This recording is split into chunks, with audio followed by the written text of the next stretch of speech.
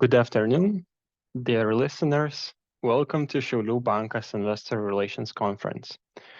I'm Paulius from Nasdaq Vilnius, and I'll be moderating today's event.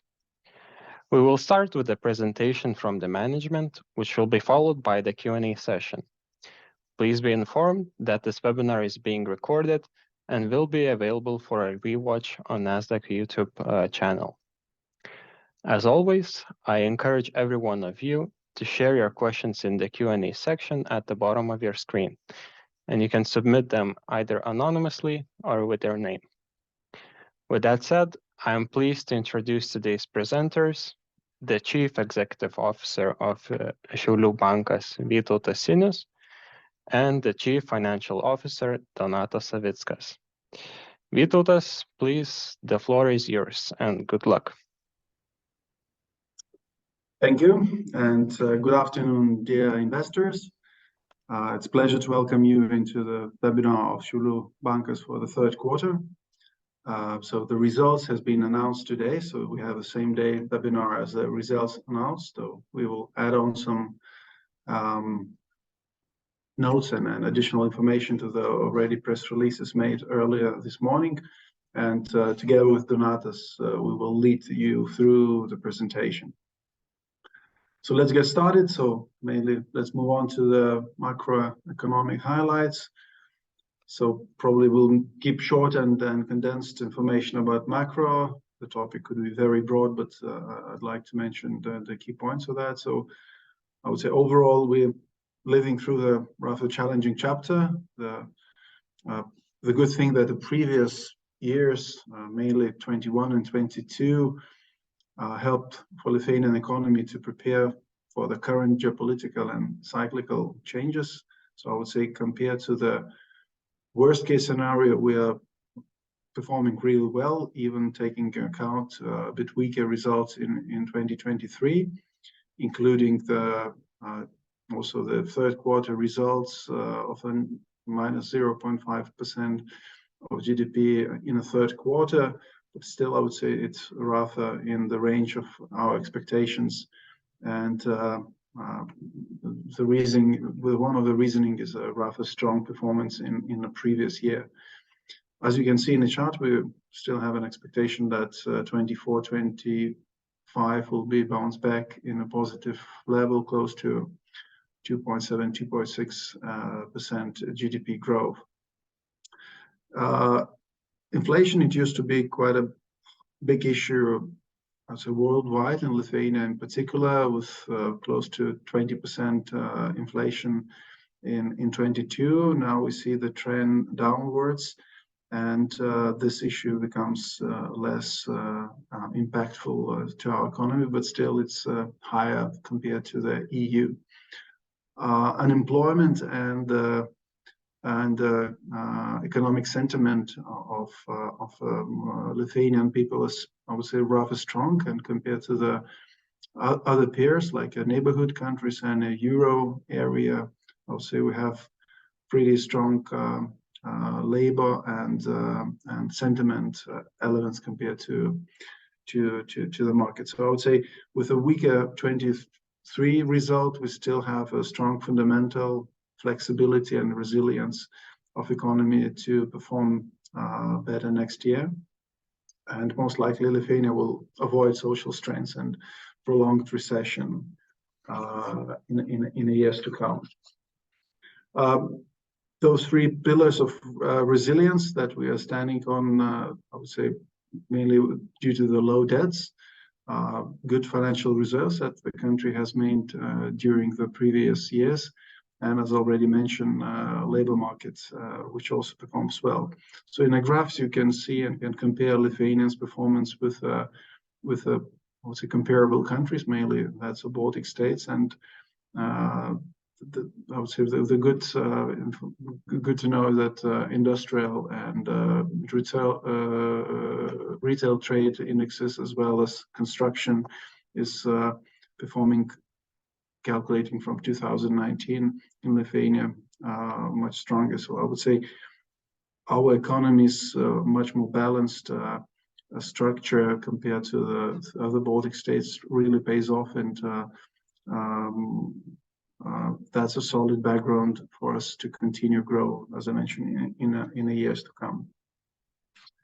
Okay, let's move on to Šiaulių Bankas and to give some highlights of the results. So financial performance of the bank, I would say, rather strong in the third quarter as well.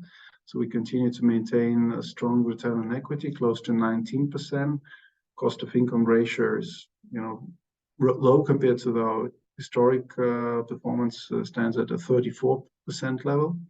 So net profit generated is close to 66 million and operating income 144 million euros. On the balance sheet highlights, I would say, is that loan portfolio is coming close to 3 billion euros. So year-on-year growth is 15%, and quarterly is a little bit diminishing, stands at 4% growth. And deposits also reached 3 billion level with 11% year-on-year and 5% quarter-to-quarter growth. Some more news on the capital and some also important elements such as dividends. So today we also announced about our expected dividend payout ratio, that we consider that it will not exceed 43% of the annual growth profit of this year.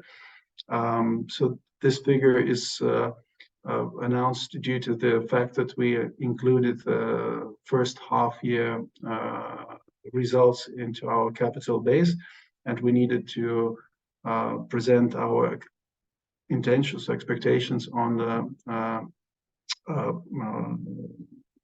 expected dividend payout ratio.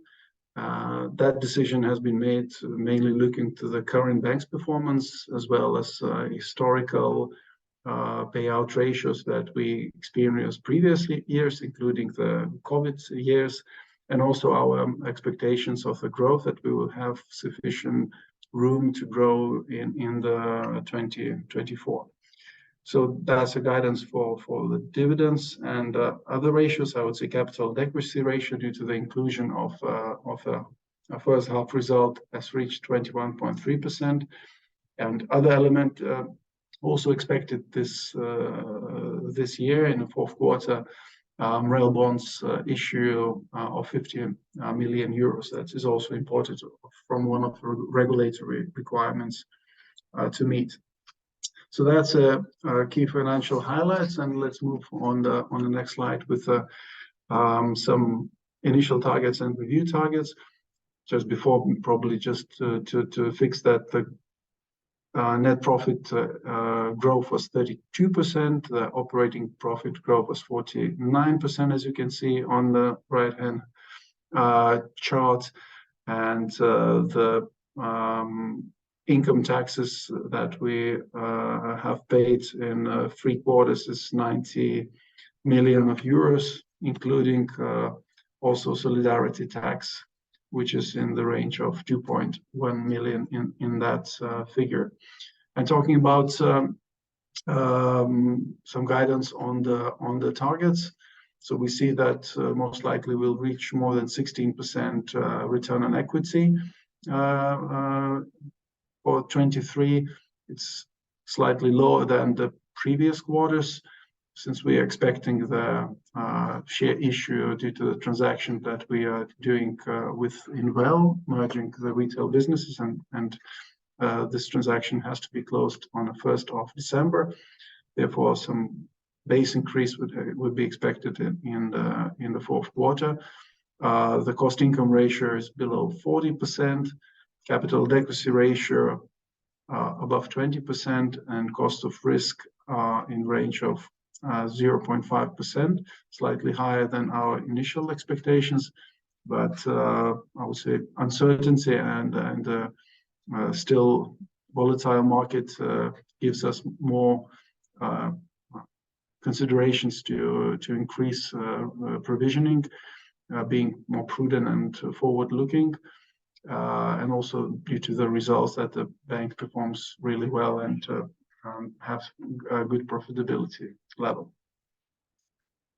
Okay, from the targets, let's move on to the development of loan portfolio. So overall, I would say taking into account all the environment that we are performing quite well, remaining the growth rates not that aggressive as we used to be, but I would say overall macroeconomic environment gives that too much extreme on the growth it could be too aggressive. Therefore, we're growing due to the different reason in different business sectors, not that aggressive as we used to be. Therefore, now we're mainly on a one figure digit compare year-on-year growth. Despite that, on a year-to-year growth, we still remain on a double-digit figure. So they're good to know that all elements of a key growth, like corporate, consumer, mortgage, and other loans, continues to grow. So in all the sectors, we added additional to our loan portfolio. And the most increased element is under the other loans. So mainly that's a renovation product related lending. And also that's, I would say, rather good compared to the current environment, and knowing that those loans are very low, very good credit quality. Right, so let's move to the particular segments, like a corporate financing. So with that, we have 2% quarterly growth, and on a year basis, we still maintain 10% growth. The new loans agreement that has been signed is close to 600 million, so still quite a lot, but slightly less than in 22, 5% less than 22.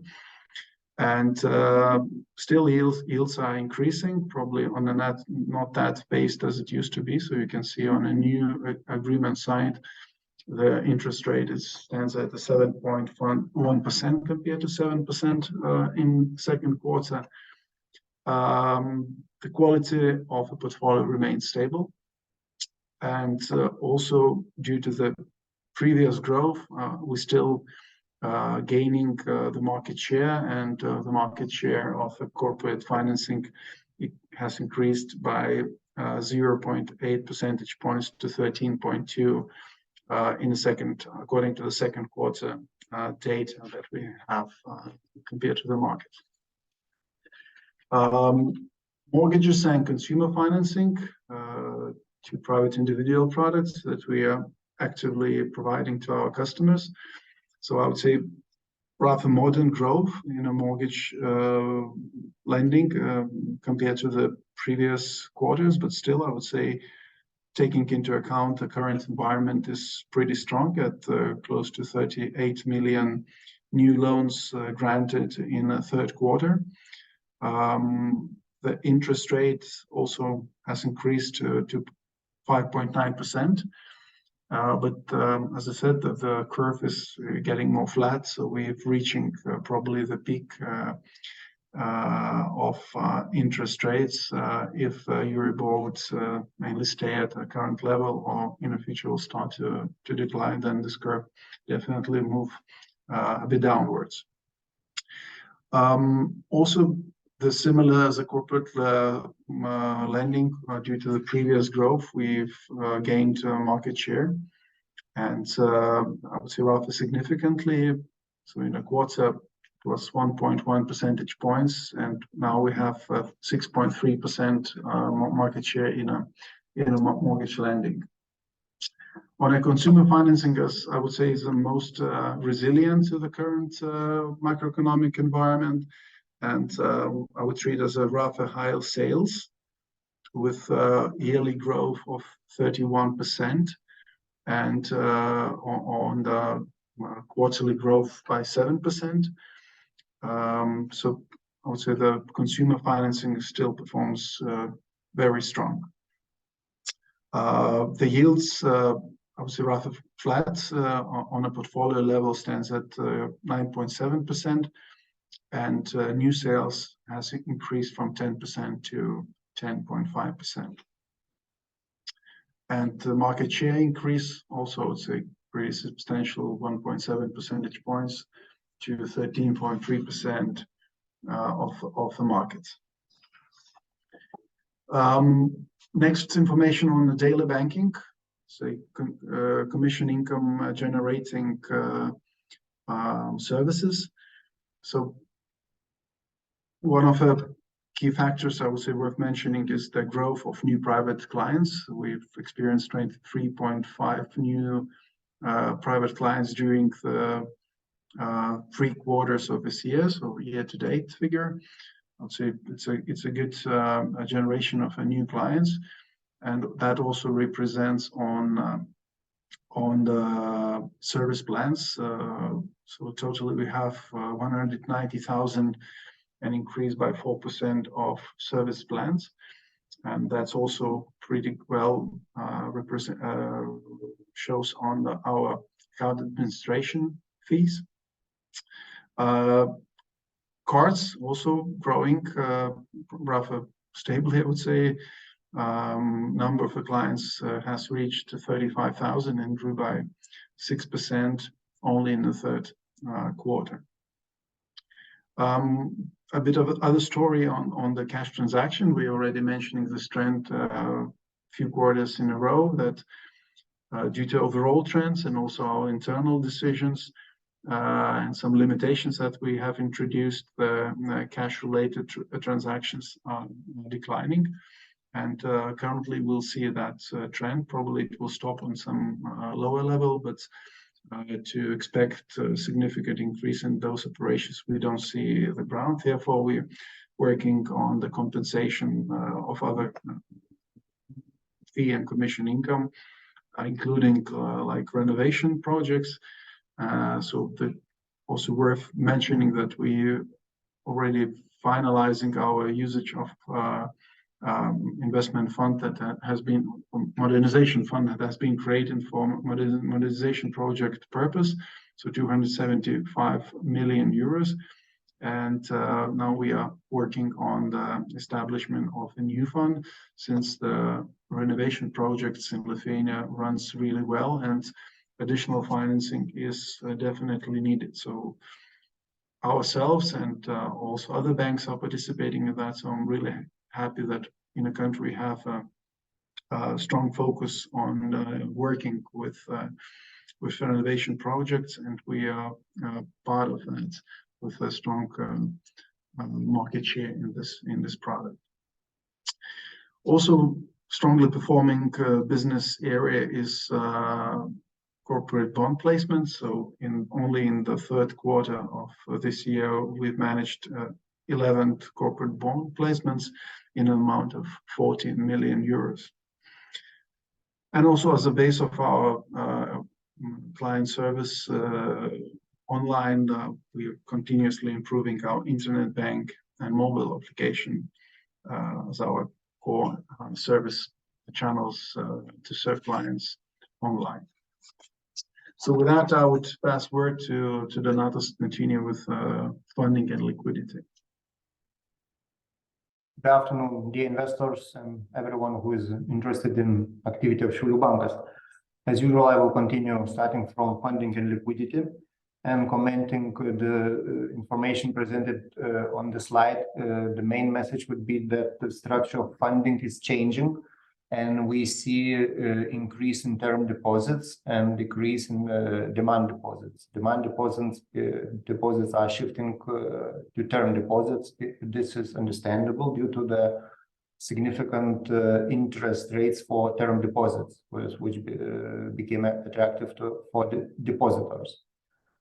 And that shift affects the cost of funding. You see in the chart in the bottom of the slide, the cost of deposits, including insurance, increased up to 0.83%.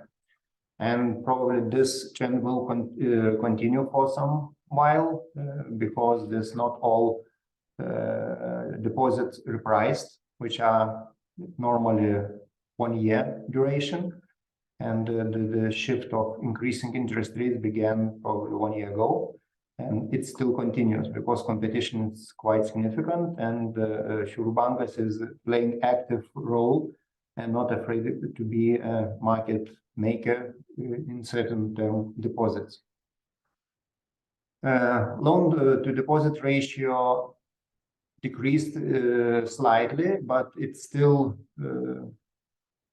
are in the very healthy level, close to balanced level. And we already this year we made several steps that change a little bit, diversifies the source of funding. And Vytautas already mentioned, I will repeat once again that in the last few months of this year, we are going to issue additional MREL eligible bond issue in an amount of 50 million euros that will diversify our portfolio and help to meet regulatory requirements set by regulatory authorities. And this is possible, and the fact that we get upgrade from Moody's in June, we get Baa1 stable outlook rating, helps us to attract more institutional investors, and our risk profile is acceptable for them. We can move on to the next slide. And talking about operating expenses, nothing unusual is here. Growth is noticed in both parts of operating expense segments. Salary increased by 10%, and actually it follows our budget forecast, what we made last year. Talking about growth of other operating expenses, which grew by 19%, we noticing slightly track slightly below the target, and this is mainly caused due to the carry forward of budgeted projects, what was planned to execute in this year. And this delay mainly caused this huge workload that we are busy with related with preparation to this transaction with Unwell, what we are planning to complete in the 1st of December. Despite of growing expenses, but operational efficiencies maintain at very good level of below 35%, which is our long-term target. We can move on. And this slide summarizes main metrics from capital and risk management issues. Some of them already touched by Vytautas, but I would start from the fact that with the inclusion of part of 6-month result of profit into the capital, the pressure on the capital adequacy ratio and MREL subordinated requirement ratio decreased, and how to say, we are ready to meet tightening requirements, which is anticipated from the beginning of next year. And measuring carefully what capital level would be optimal in order to meet expectations from investors, we issue this maximum payout ratio percentage that Vytautas already mentioned.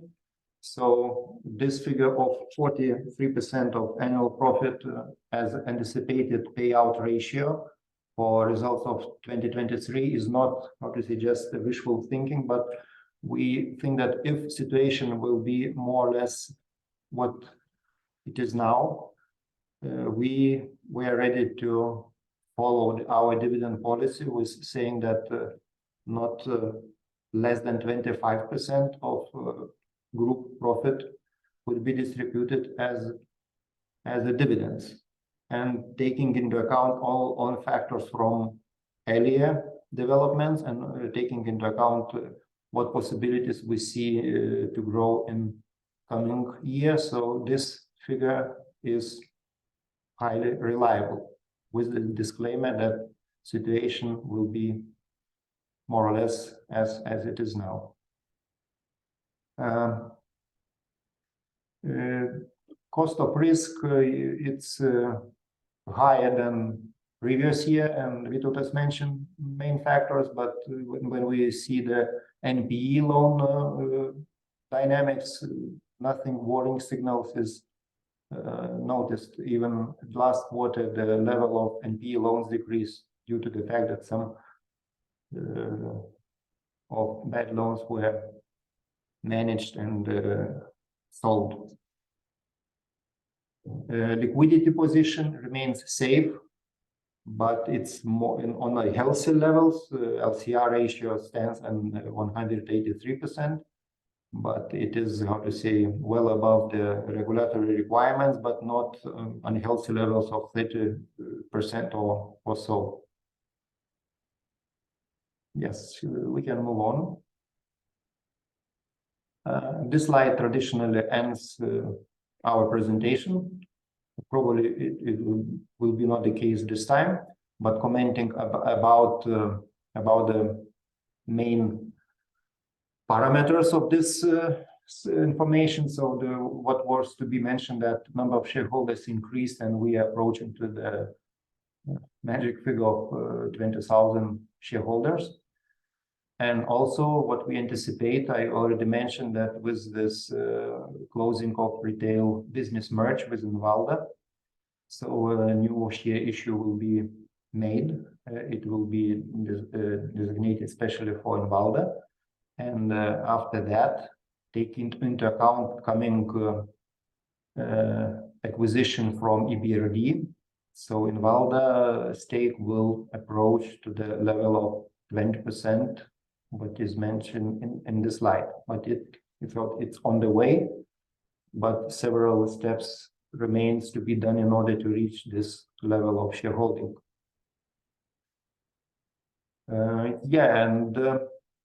Probably that's it. I already saw some questions from you, and probably I will take opportunity to answer and elaborate them more when we will come to Q&A session. And now I'm passing word back to Vytautas. Okay, Donatas, so you can look to some questions that are coming, and I will continue with some extra information that we also have prepared for today. So some highlights on changes that where the bank is going through the current days. And so the first thing I would have to mention that we are, I would say, in a final phase of closing transaction with Inval, which is M&A transaction, just to remind, on acquisition some retail business, mainly investments. On the next slide, I will show and remind more. But first of all, the due date is 1st of December, as we call day one, when we need to close the transaction. So far, we don't see any major issues to complete the transactions. The team is working hard. That type of transactions, not an easy ones, but I'm very thankful and grateful for the team not counting hours and completing needed tasks to make this transaction completed. So truly, using opportunity, I'm really thankful for the team and related who supports us in this transaction. So most of the needed permissions, licenses has been received, including asset management, and also a recent permission by the Central Bank of Lithuania on increase of capital of SB Draudimas. So another element that the establishment of the branches in Latvia and Estonia for SB Draudimas business. So all those technical but time-consuming and resource-consuming exercises has been executed. But nevertheless, we're also doing extra mile in preparing our organization for the future. So we also already reviewed our organizational structure, and also I'm glad to present several colleagues that already showed in the slide, who will already in the team or joining the team and strengthening that. So that's 3 new business division heads. Laura would lead the private clients division, the corporate client division, and Thomas investment management business. So all people with deep knowledges of the business for many years in the industry. So I'm happy having those colleagues on the board with strong commitment and ambition to grow in those business areas. Of course, there will be more changes in the structure since the organizations are merging, but I would say those are key, and we are already not waiting for the closure of the transaction, starting to be prepared. Of course, that would be related that sales networks will be integrated of Šiaulių Bankas and Invel. Private individuals and corporate clients will be served in the bank branches, also on a call center and online. So yeah, there's many integration stuff has happening also on a technical level, and we see this opportunity for our new strategy as a springboard to expand business model and to do much more that we've been able to do and achieve alone, Šiaulių Bankas and Invel retail business.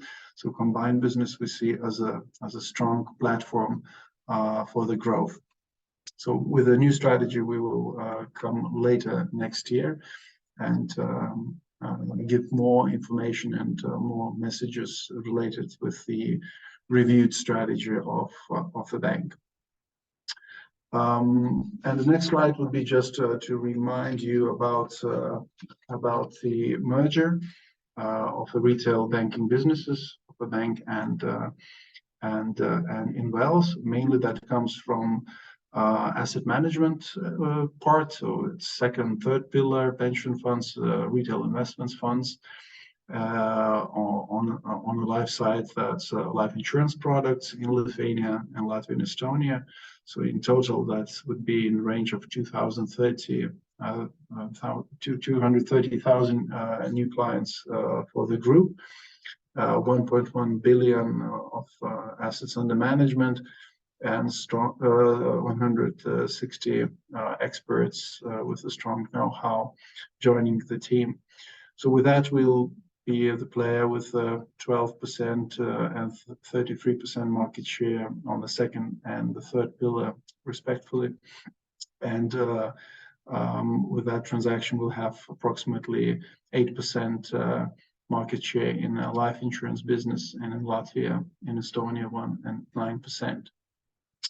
So with that, I would stop with the presentation, and we'll be happy to answer your questions. So thank you for your attention.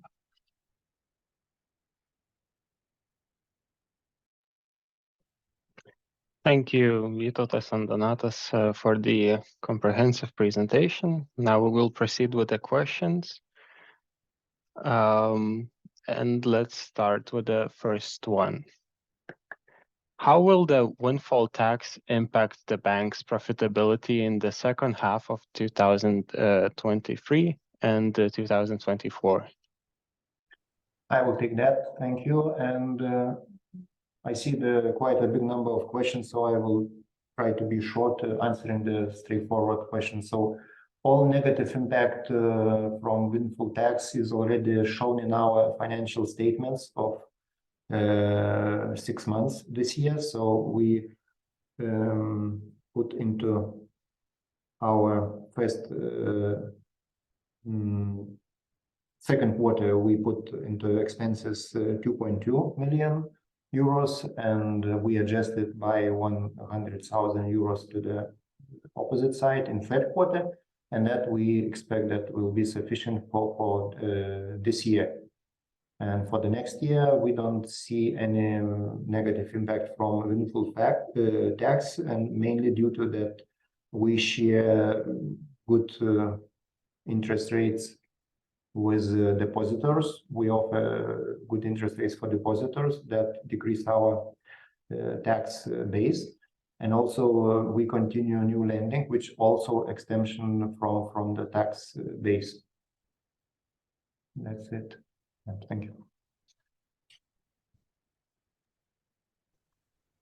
Thank you for the answer. Could you explain the decision on setting the maximum limit on dividend payout ratio? Is it correct to think that the payout range will be between 25 to 43%?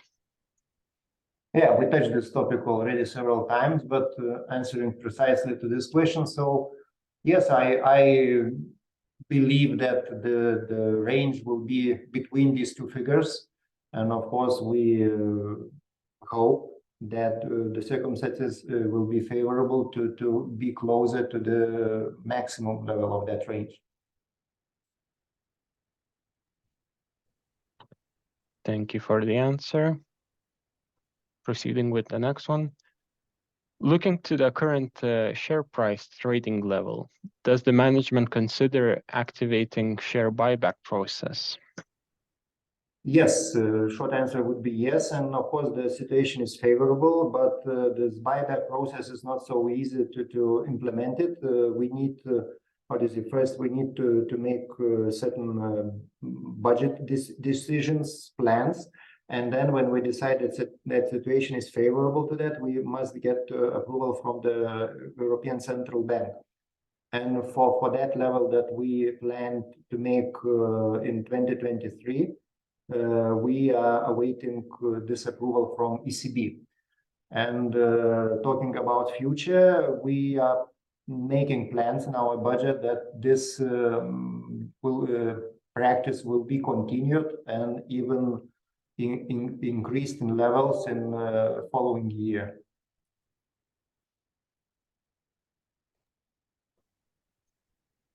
Thank you for the answer. What is the split of total loan portfolio between fixed rate loans and variable rate based loans? Main principle is that except from consumer loan portfolio, which is in the range of close to 200 million euros, slightly below, they're all, or majority, or 90%, 95% of remaining portfolio is on the floating interest rate, mainly based on the 6 months Euribor. So the answer would be that the majority is variable rate loans. Thanks for the answer. Now we'll try to merge the two following questions on what is the average deposit beta and what is the average effective time lag pass-through in repricing variable rate based loans when the market rate changes? Okay, regarding deposits, we are not noticing or following any relation with the short-term interest rate, base rate for short-term durations. Our change in interest rate for deposits is mainly driven by the competition and how our competitors act in order in order to reach level of our funding that we need. We have to monitor more what other banks offering and act accordingly. And so far, this relationship between base rate and deposit rates were, how to say, not very high. This beta was low, but the competition increases, and this, how to say, more and more becoming closer to one. And the second part of questions about the time lag pass-through. So I mentioned in my previous answer that 6 months Euribor, that means that in 6 months we reprice almost all our portfolio that is repriceable. Therefore, all positive impact from asset side we probably have already in our books.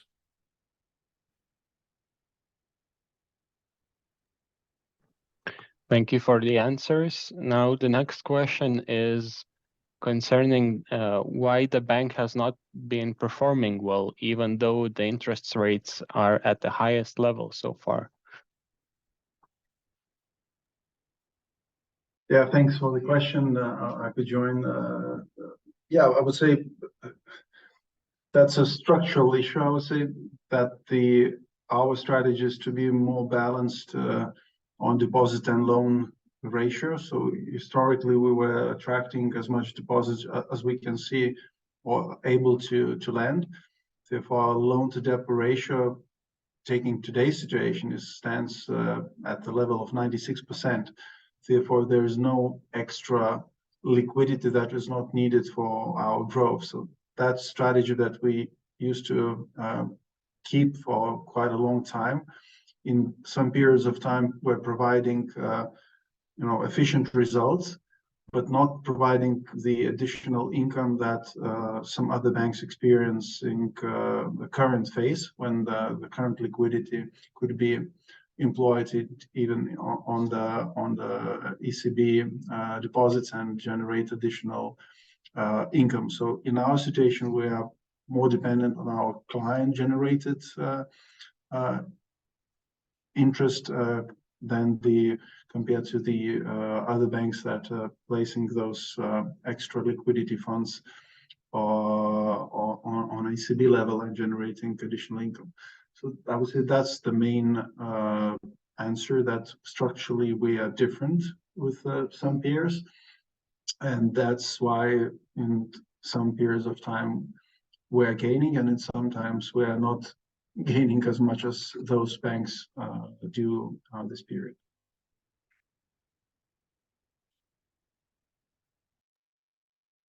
Thank you for the answer. Now let's proceed with the next ones. Congrats on solid results. SEB plans to present its new strategy early next year. Could you please elaborate what early means, and also regarding the sneak peek of the new strategy? Will it be fine-tuning of the current one, or a complete makeover that is bigger and with bolder goals? Thank you. Thank you for the question, and jumping a bit to the future, but answering the first part, so the current date is not particular date is not yet fixed, but as we see, most likely it should be first quarter, as we mentioned, the beginning of next year. So we're planning to do that as early as possible next year. So once we're ready and once we have all improvements, then we'll proceed with the particular date, and definitely all of you will be invited there. On a strategy, I would say that it's bold enough, and we see a possibility of ambitious goals. And as I already mentioned, that we see this transaction as not only the technical transaction to merge businesses into one entity, but to see us as a trampoline, as a springboard for the future growth of a bank. We treat ourselves a bit differently than the other banks from the sense of being local and close to the clients.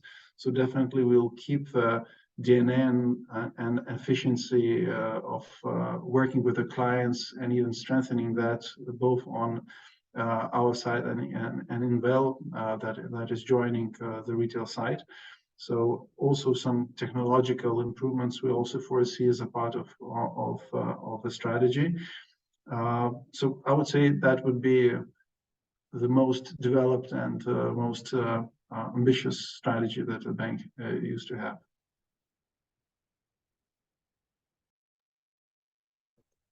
Thank you for the answers. Proceeding with the next one.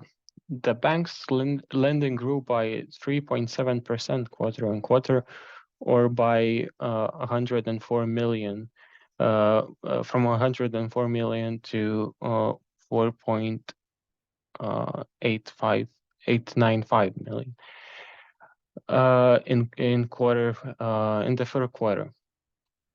Do I understand correctly that it was strongly helped by the surge renovation loans?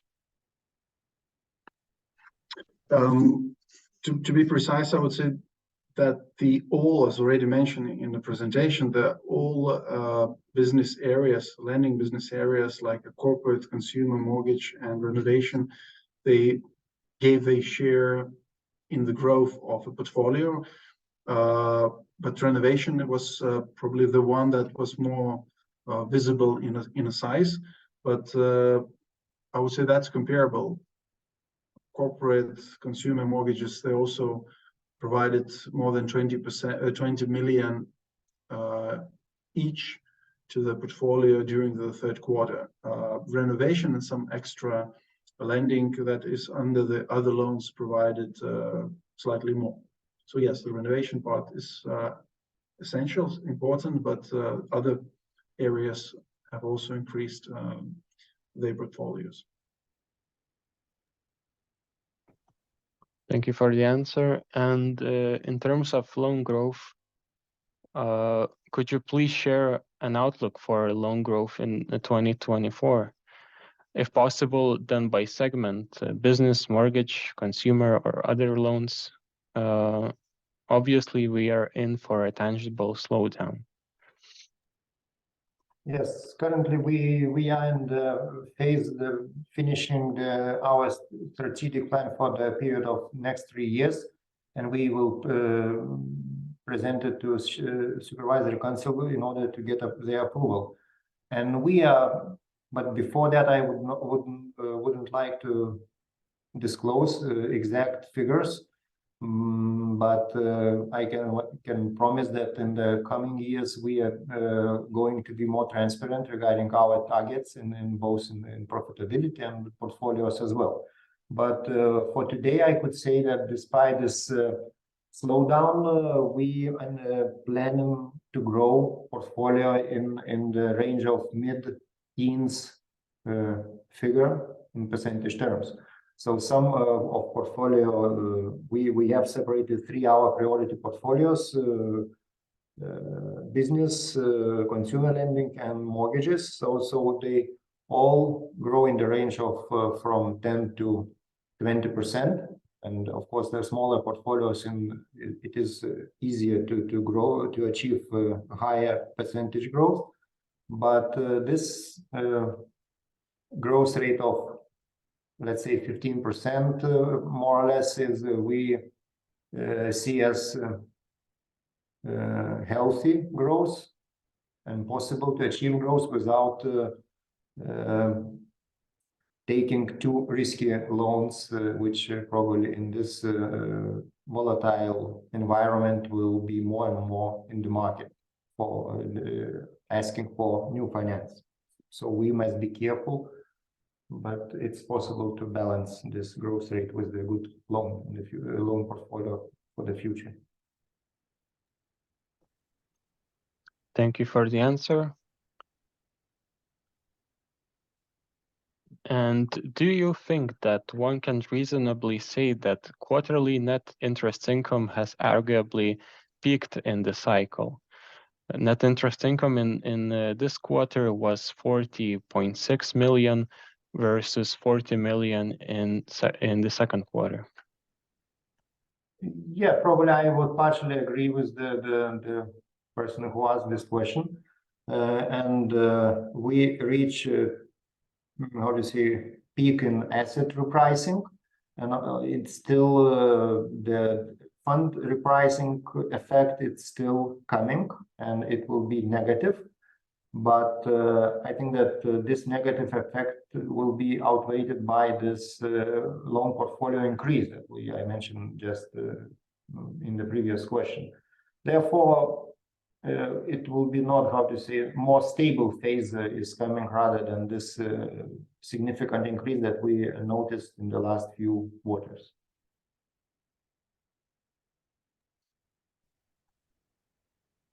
Thank you for the answer.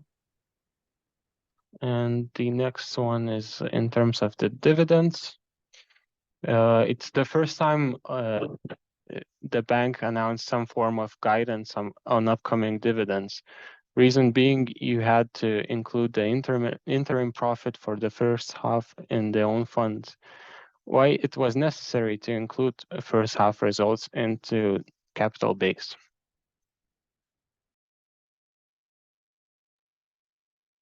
Okay, I'll take that.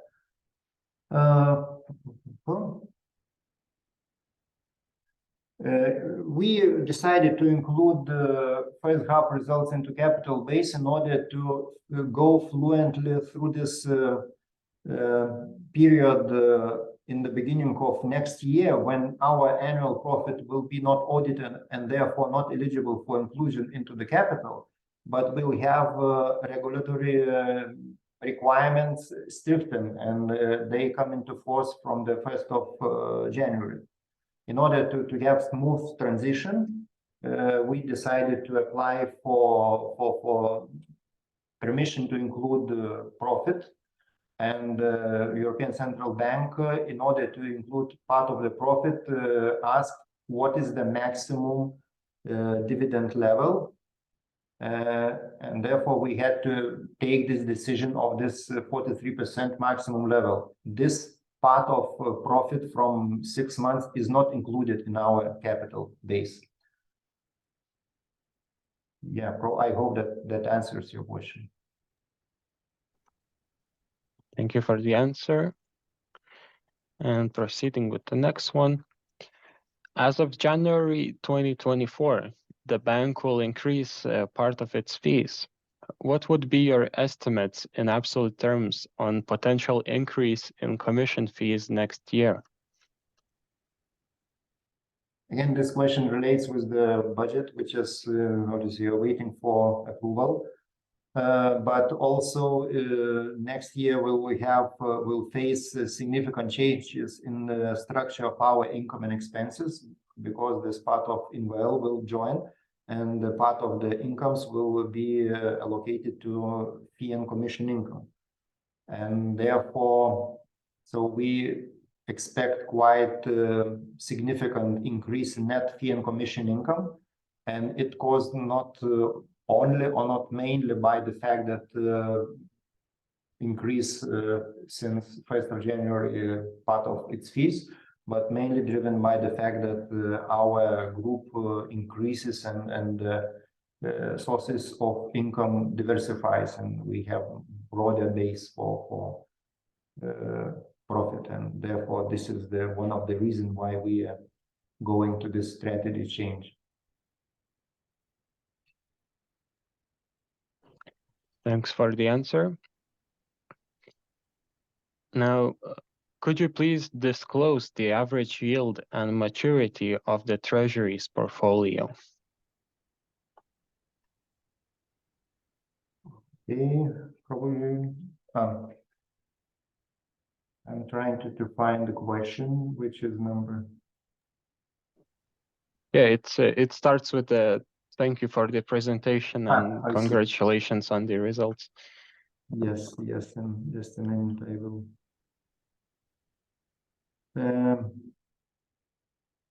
The average duration of hold to collect of portfolio is 1.5 years. It's quite short. Therefore, we intentionally made certain decisions in the past and made the duration shorter.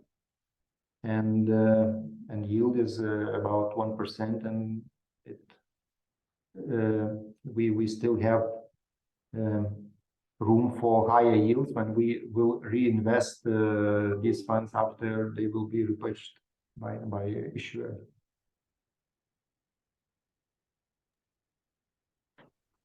Thank you. And are you planning to obtain a bond rating as well, or deposit rating fully covers your operational needs?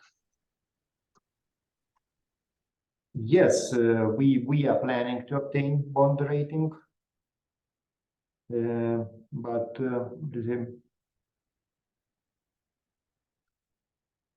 so short answer would be yes, we are considering and we are seriously planning to obtain bond rating as well.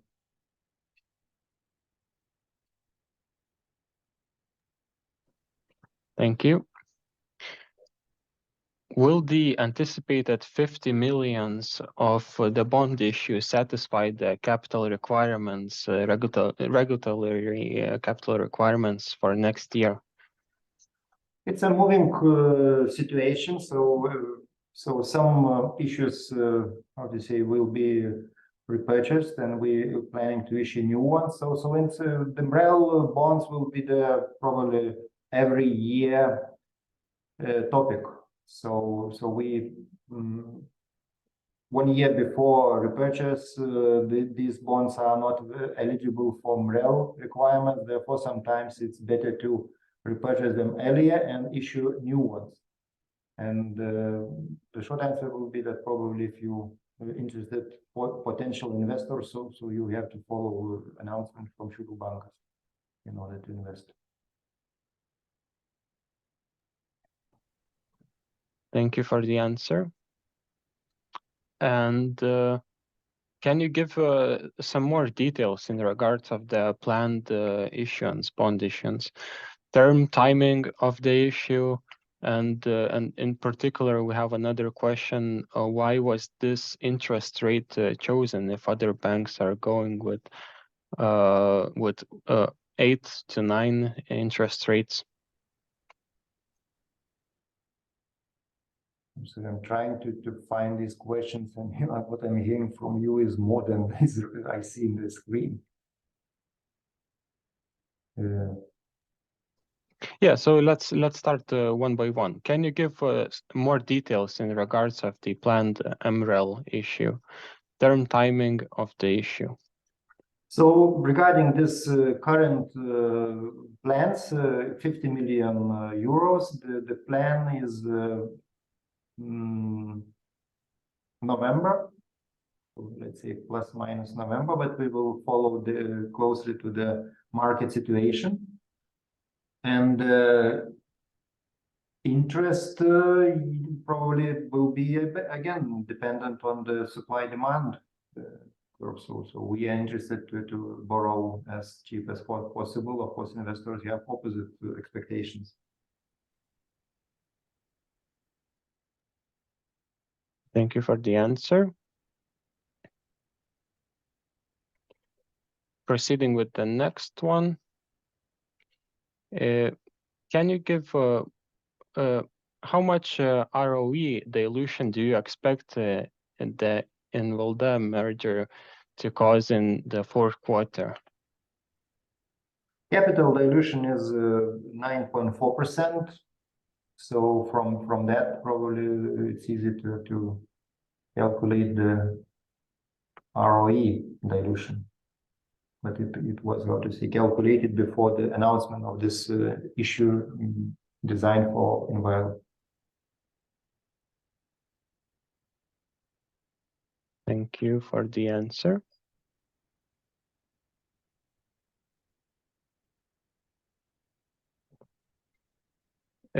Why did you issue MREL bonds with 10.75%, while other similar banks were issuing similar MREL bonds with 8 to 9% interest rates?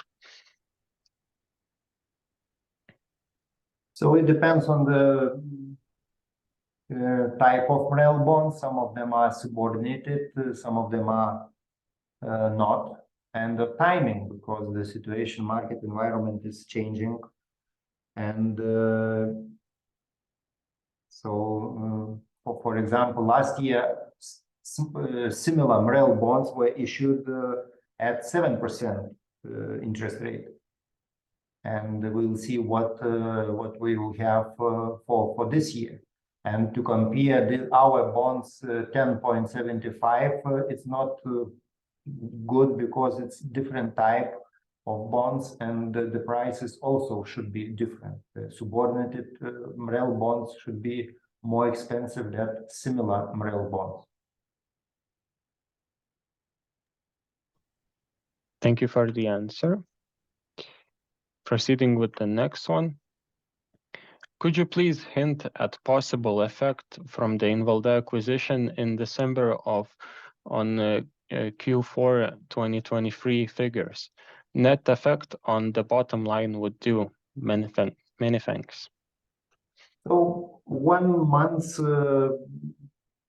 duration is very short, and probably we'll have some expenses such as staff expenses, but also we'll have some incomes. Therefore, for this year, remaining 1 month, we do not expect any significant visible impact, either positive or negative, to our bottom line.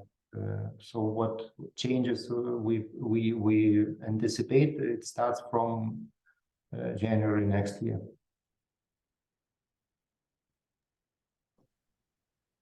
Thank you for the answer.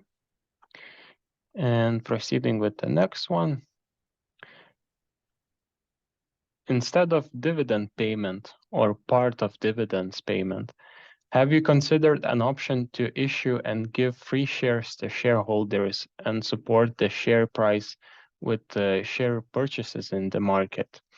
What were cons and pros of this alternative compared to dividend payment? Well, that's a good and broad question. So firstly, I would say that probably would not be right to treat that giving new free shares to the shareholders as an alternative to dividends. And we want to be in the current phase to be more focused on the dividend policy execution. And that's one of our core stepping stones to fulfill as much as possible from the dividend policy point of view. So that's one. Another thing is the buyback program. So that's another area we want to explore and to have much more predictable and prepared for execution framework to do that. The buybacks a bit more complicated than dividends because additional decisions are needed from the regulator.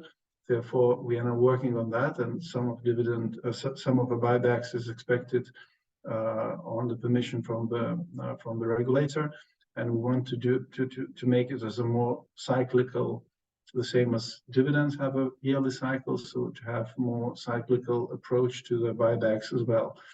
And free shares, yes, we used to have that in the previous history of the bank. But currently, we see more focus on the dividends and buybacks use as a capital planning of Šiaulių Bankas and sharing benefits with our shareholders. So thank you. Thank you for the answer. And proceeding with the next one. Could we see Šiaulių Bankas paying back the TLTRO loan before September of next year? Technically, we could repay this loan even today, but we have it for in case situation will change negatively, and keeping them in our balance sheet is not, how to say, giving negative effect to our P&L. Therefore, we like to have such room for maneuver in case of bad situation. But the answer is yes, and it depends. We will see. But the deadline is September 24th. Thank you for the answer. And proceeding with the last question of today's session. Is the treasury portfolio with 1.5-year duration in government bonds predominantly? I'm happy to say a very short answer, yes. I see as it is the last question from today's session. Yes. So thank you for all of the questions and all of the. With this last question, it seems that we're ending our today's Q&A section. So on behalf of Šiaulių Bankas and Nasdaq Vilnius, thank you everyone. It was a pleasure being with you today.